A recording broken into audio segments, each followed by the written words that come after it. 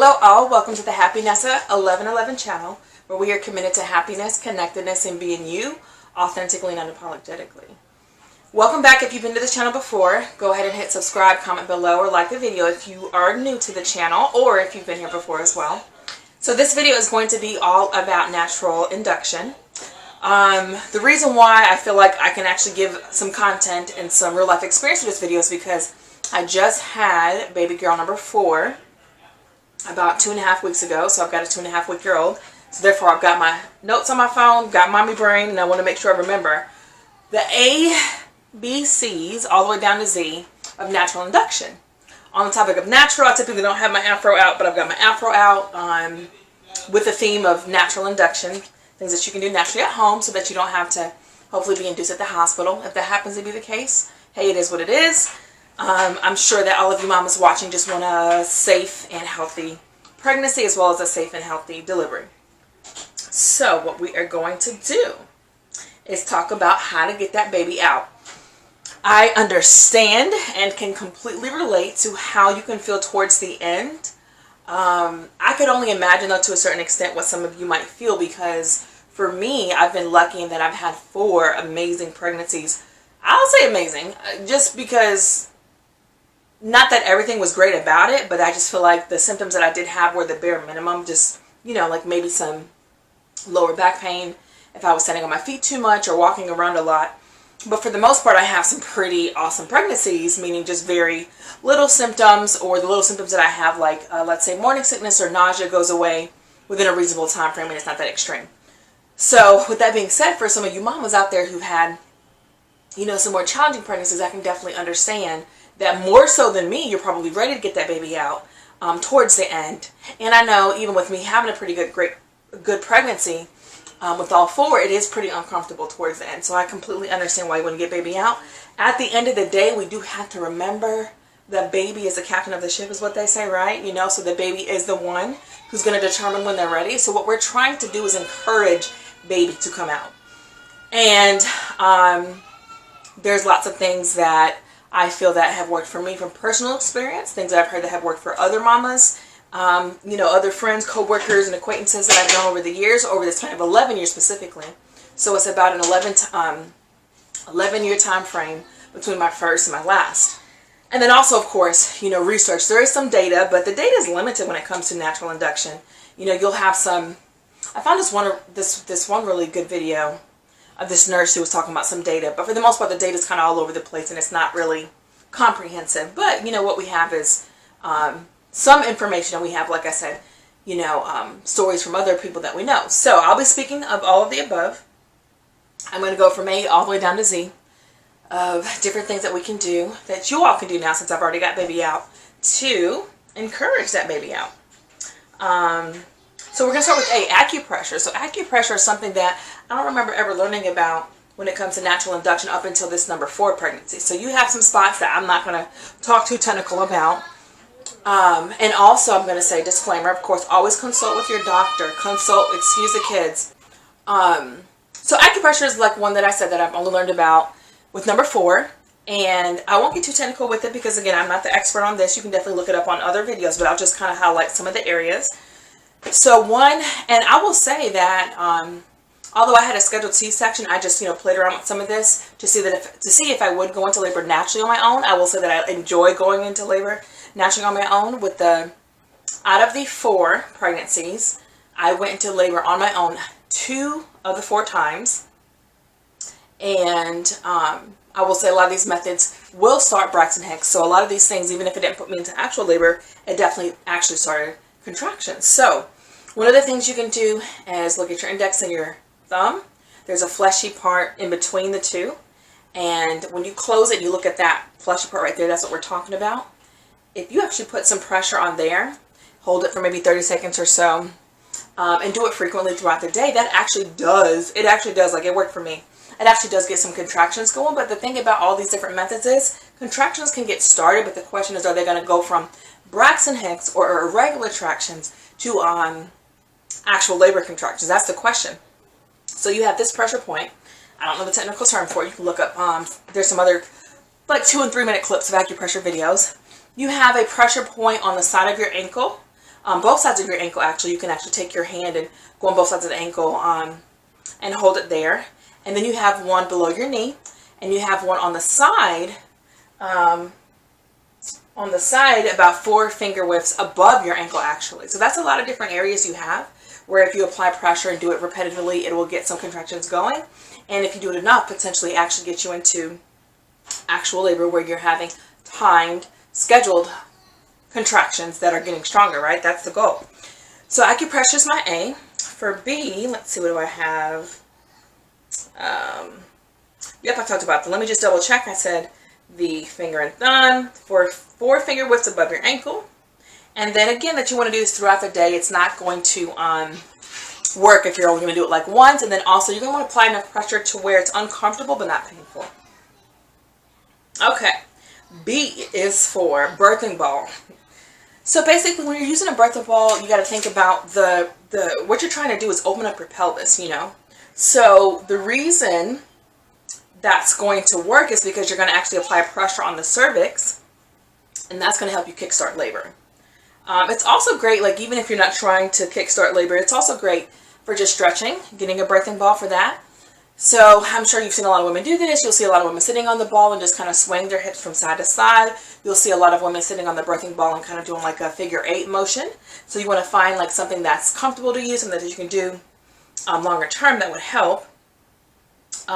Also, another thing that you can do is sit on the ball. You want to have your legs pointed outward so that you have the most space in between your legs, and that again is all about opening up your pelvis so that baby can get in that right position. Okay, so birthing ball is awesome. I've never tried it myself, but of course I'm sure a lot of you have seen how many women try that, and I'm sure it works. It just seems, I guess it's all about positioning, like I said, but for me, walking and some of the other things that I'm going to get to, like exercise, have proven to be a little bit more effective. I guess because I felt the contractions, right? I feel like when you're sitting on a birthing ball, it is working. It's getting baby into position, but you don't get that immediate gratification of a contraction. Whereas if you're doing nipple stimulation, if you're doing the acupressure points, if you're walking or exercising, you're going to get that immediate gratification of, oh, I got some contractions going, but are they going to stay and stick around? So that is B. C is a very controversial one. C stands for controversy. And that is castor oil. Castor oil, I think people know, will get you into labor. It doesn't necessarily work for everyone, but for a lot of people, I'm sure you've read on posts, you've read online, you've heard of people who've done it. I had a friend who did it. And yeah, it'll get you into labor if you take it on an empty stomach and take enough of it. But what a lot of us have heard, which is why a lot of us don't try this, is a lot of us hear that you will have extreme pain or diarrhea with it. And that's even after trying to do the things to not, even if you're drinking a lot of water, you're trying to mitigate those symptoms. I just think, from what I've heard, castor oil can be harsh on the system, which is the intention. The intention is to clear your bowels and to get your uterus, those muscles in there to contract. So that's a controversial. C stands for controversy, castor oil. Up to you, but also speak with your doctor and midwife, because you do have doctors and midwives who will still say that's okay. But you'll have a lot of doctors, midwives, and of course people in general who say it's never okay. Specifically because not only just the pain that it might cause for you and the diarrhea or whatever, but also because of the potential risk that it gives to the baby.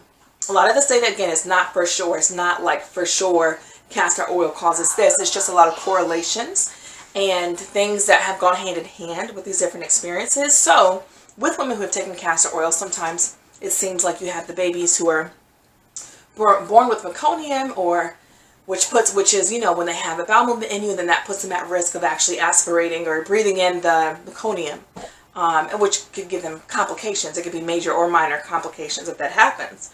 So, but the thing about it is it's not for sure, because a lot of the women who are doing castor oil are at term or past due. And so a lot of women who are at term or past due are already having babies with meconium. And having those complications anyway. So it's not super factual, but it is, again, correlated. So it's a risk that some women take. But C is for controversy, castor oil, and I actually have a couple more for C. We also have, let's see, again, talk with your care provider. And then when it comes to the actual amount, yeah, y'all can look that up online since I've never done it and don't want to get too specific with it. C also is going to stand for clary sage.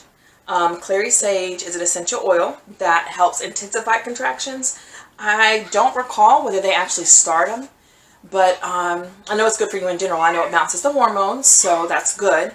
But after you get some contractions going, like diffusing or breathing in clary sage in a cloth, or if your doctor says it's okay, maybe rubbing some clary sage in a carrier oil, such as coconut oil, grapeseed oil, olive oil.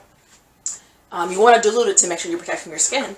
So if you put the clary sage in the carrier oil, it might be okay if your doctor permits or your midwife permits for you to rub it on your actual abdomen. So clary sage is supposed to intensify the contractions. Let's see. You can also talk about going back to those acupressure points. If it's okay with your doctor and your care provider, you can also take that clary sage and apply it to those different acupressure points as well. Excuse me. You can also, I mentioned diffuser, cloth, acupressure points, abdomen. You can also put it on your pillow. So you can either make a spray, like put water in a bottle, add some clary sage, some other essential oils, and spray it around your bed or your pillow. You can also just do like a, put the essential oil in the carrier oil and rub it around your hands, rub it on your pillow. So there's some different options. C is also going to stand for cinnamon sticks. So I've only heard about this online. I've never known anyone who this has actually worked for. I've only read about it on posts like the pregnancy apps, where women will boil, they'll actually buy the actual cinnamon sticks from the grocery store. So Walmart, all your major grocery stores sell them. You might not like see them if you're not used to buying them, but they're there. So you buy the actual cinnamon stick and you boil it for a while, and then supposedly drinking that, I think, does something. No, it's not similar to castor oil. I don't think I've heard that it gives you diarrhea. So it's not a laxative per se, but what it does irritate the uterus, and so it might cause some discomfort, which labor is discomfort, right? It's not like it's going to be comfortable, but the cinnamon sticks actually do cause the uterus to contract. So that was a lot for C. C was controversy, castor oil, clary sage, and cinnamon sticks. Oh, and I've got my, look at this, rubber bands. Take those off. Okay, so D is going to stand for dates. I can't speak from personal experience. I've just heard that eating dates does something to the cervix. E is going to stand for exercise. Exercise, of course, is just awesome for pregnancy in general. And I do want to acknowledge, I know some women cannot exercise. So if you're at risk or just have complications, I understand that you can't exercise. But walking and different things that aren't going to put you at risk of falling are great during pregnancy. You also want to be careful not to start anything too rigorous or strenuous in pregnancy because your body's not used to it, so you don't want to put you or baby at risk. But exercise is awesome. So yeah, walking is what most of you have probably already heard. That's what's worked for me. When I think about 2 of my 4 pregnancies, I did so much walking. I did Zumba. I was really active. And I do believe that probably helped get my body ready and baby in position, which naturally actually broke my water. So with 2 of my 4 pregnancies, I was someone who had a slow water leak. And if I had to attribute it to anything, I would say it was probably me being more active more than anything. Although with number 1, I did also try some nipple stimulation. But the thing is, I don't recall doing nipple stimulation the day of or the day before when I went into labor with number 1. So I'm doubting whether that had any effect. But then again, now that I think about the research that I've read, nipple stimulation and some of the things you do can also have a delayed effect. So, you know, when you think about labor getting started, you're thinking about hormones that are being produced, which is oxytocin. Oxytocin is that hormone that's going to get your uterus contracting.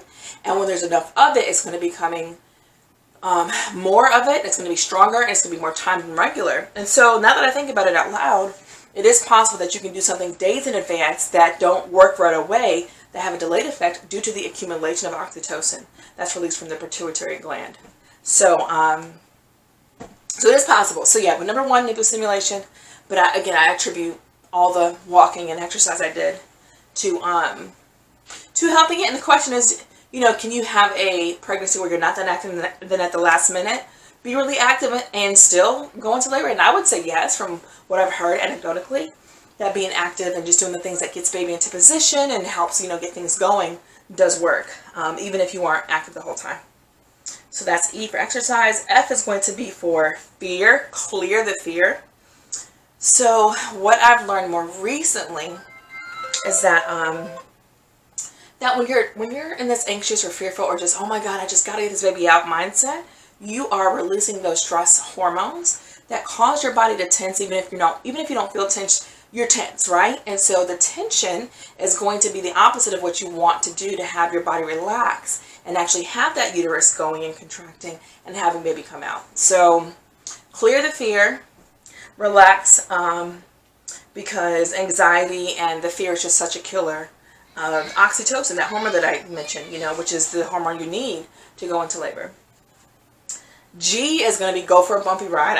This is something I've always heard online, not heard from people that I actually know or from doctors, but supposedly there's been some women here and there that I've read on posts and different websites where they went in the car for a bumpy ride, and I don't know where you go for a bumpy ride, like what road in town is just super bumpy, I don't know, but some women who went for a bumpy ride and actually had their water break or went into labor, so hey, you never know.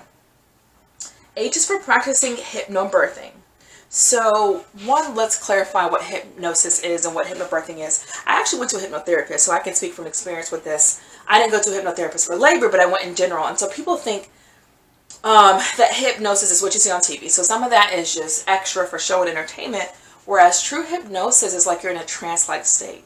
It is a state where you might say or do things that you normally wouldn't do because you're kind of reaching into the subconscious mind. You're going deeper and accessing information that maybe you're not aware of consciously, but you're in control. And a good hypnotherapist is always going to make sure that you feel in control. And so anyways, with hypnobirthing, it's all about the mind, right? And I don't want people to be, again, associating hypnosis and hypnobirthing with what you see on TV. And so, let me go back up. And so what you're basically doing is putting yourself in that really relaxed state. And since I've never done hypnobirthing, although I've done hypnosis, hypnobirthing is all about visualizations, super relaxation. You're in that trance-like state. And when you hear the word trance, just think about how you might be in a trance when you're going through your everyday, day-to-day activities. So some of us don't realize it, but there's a lot of us who actually enter into a slight hypnosis, trance-like state.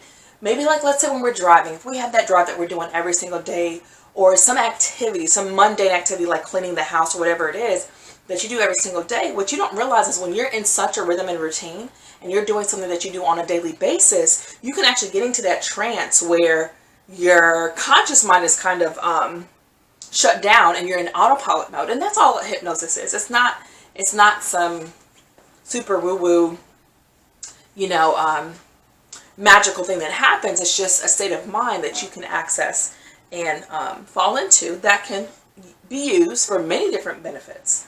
Okay, so you can look up more about hypnobirthing. I'm no hypnobirthing expert, but I've heard good things about it when it comes to helping you start labor, and then also just really helping you feel in control and empowered, more relaxed, less pain while you're in birth as well.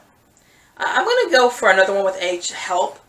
How can you ask for help and allow your partner, your kids, if you already have other kids, your doctor, your midwife, to help you through this process? Like, I know a lot of times, certain personalities want to just do everything independently, and I can be that way. But definitely now is the time to ask for help and to have fun with it as well. So think about how you can have fun with your partner and your kids or friends or whomever in executing some of these things. I is going to be intimacy, because I already have one for S. Intimacy.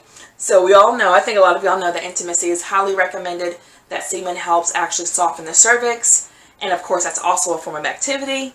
And then we'll get to the O word down there below. That goes hand in hand with intimacy. J is going to be just do it. Your mental commitment to trying to start labor, although I want to balance that with not going too overboard and putting too much pressure on yourself when it comes to just having fun with the process and being kind to yourself, which is my K word, so let me not jump ahead of myself. Actually, let's go into it. That is K. So just do it. So that is mental commitment. That's what my J is. My K is be kind to yourself. It's easier said than done. It's so much easier said than done when your baby is out, and you're giving other women advice about labor and just being patient with the process. But yeah, be kind to yourself. Treat yourself well, and hopefully you won't be too anxious and too uncomfortable towards the end although easier said than done, right? L is going to be for lavender, another essential oil that is associated with releasing stress, which again, the stress relief is therefore what further promotes oxytocin and relaxation and is an environment conducive to getting baby out. Love me some lavender. Shouts to doTERRA, that's the brand that I particularly use. They have certified therapeutic grade essential oils and great discounts and memberships and all of that good stuff if you're interested in that. M is going to be for midwife's brew. So this is going to be a cocktail, a German cocktail that actually takes a little bit of castor oil, takes some type of tea, it takes, I think, apricot juice and almond butter, and you mix it together, and from my understanding, it has a laxative effect that castor oil has, but without the harsh consequences. So you can look that up if you're interested. I will say I did try it with number 3, but the crazy thing about it is I don't think it was I don't think it's the same if you don't have the right proportions. And so since I had heard some controversy about the castor oil, I had only put like the tiniest bit of castor oil, so you know, didn't work for me, but I've heard it worked for other people. But again, I didn't do the right formula. So MN, and it's going to be for nipple stimulation. So again, nipple stimulation is all about that oxytocin, increasing that oxytocin. When your nipples are stimulated, that's what happens. So you can look up another video specifically on how to do it, but it's pretty simple. You can use your hands, grab your nipple and massage around the areola. You can also, again, involve your partner and have fun with that. You can also use a breast pump, but again, disclaimer, talk with your care provider, talk with your doctor, talk with your midwife. This video is not intended to be medical advice. You are always supposed to consult with your doctor and know your pregnancy and know what's safe and what's not safe. Because nipple stimulation has been shown to sometimes cause strong contractions, and so that can be harmful to the baby, and you want to make sure that, again, you're not going to put nothing at risk. But again, this research is I wish they had more data. I wish I had more data for all of this stuff, because it's, to me, when you look at all of it, it's just so contradicting and not that comprehensive. So yeah, so that's what you're going to want to do. Let's see. O is going to be for orgasm. So when it comes to the intimacy that I mentioned earlier, or whether it's, solo or with your partner, that does cause, of course, a huge release of oxytocin, and it does get the uterus to contract as well. P is going to be for pineapple. I did try a lot of pineapple with first. I probably tried a lot with my first. Who knows if it works, but it's supposed to soften the cervix. Q is for quiet time. Quiet time is all about relaxation. Just thinking about the mental part of starting labor and progressing labor and making it through the process with as little pain and torture as possible, depending upon the situation. We know how labor is, right? So yeah, Q is quiet time. Give yourself some quiet time to meditate, to relax, to do something that's going to help you put yourself at a low stress state, so that therefore you're not impeding the release of oxytocin. What else do we have? We have R. R is for rosemary essential oil, just like clary sage. It is shown to intensify contractions and get things going. So once things get going, you can do like I said, and either diffuse it in a diffuser, put it on a pillow, make a spray out of it, put it in a cloth and inhale it, put it in your hands and inhale it. So those are your options with essential oils. The 3 in particular that I mentioned are lavender, clary sage, and rosemary, although there's tons of others. There's like geranium, there's rose essential oil. There's lots of other essential oils that kind of help calm you, and that also go hand in hand with labor. So you can look up another, you can Google that, some other essential oils, but those 3 are the main ones that I saw most repetitively. Lastly, we got a few more. So we got T. T stands for tea, as in TEA, the tea that you drink. So of course, a lot of you have probably heard of raspberry leaf tea. That's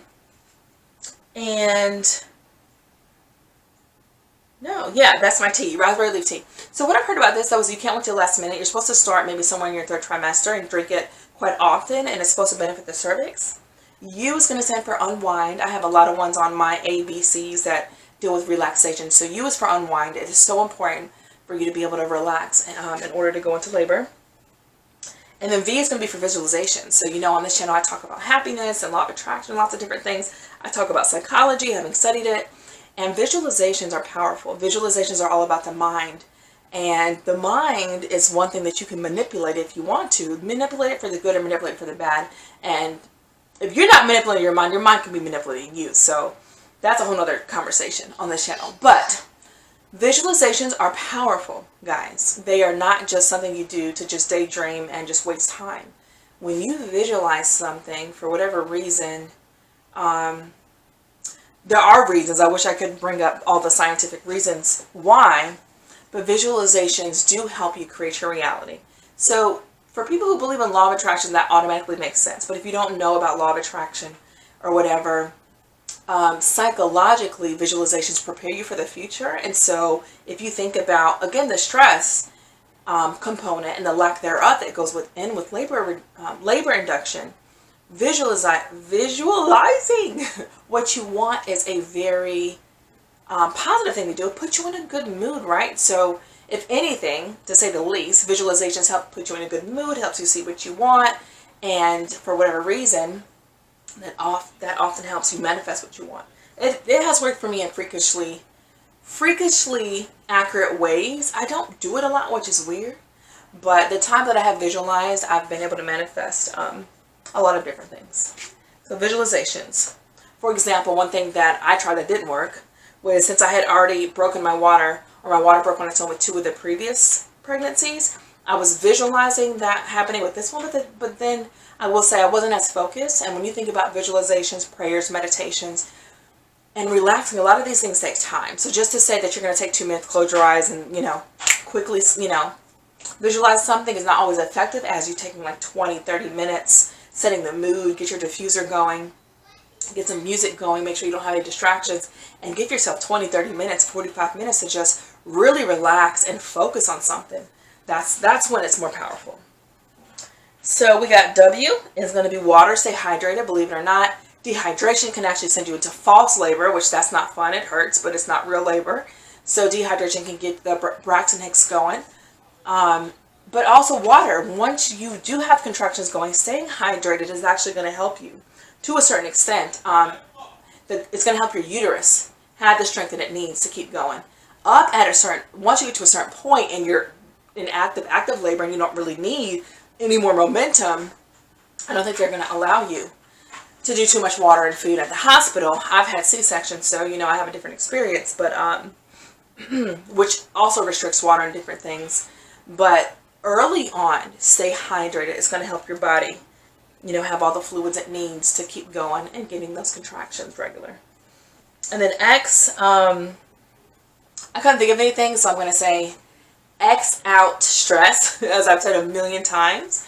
Try to eliminate an X and cross out any stress, even though that's easier said than done, but just do it in little ways. We're all human. We all live stressful lives to a certain extent. Right now, at the time of recording in September of 2020, it's freaking coronavirus time, it's pandemic time, it's race relation times, it's so much going on, it's election time. Oh my gosh. So yeah, to a certain extent, do what you can to relax and to X out stress. And then Y is yes to spicy.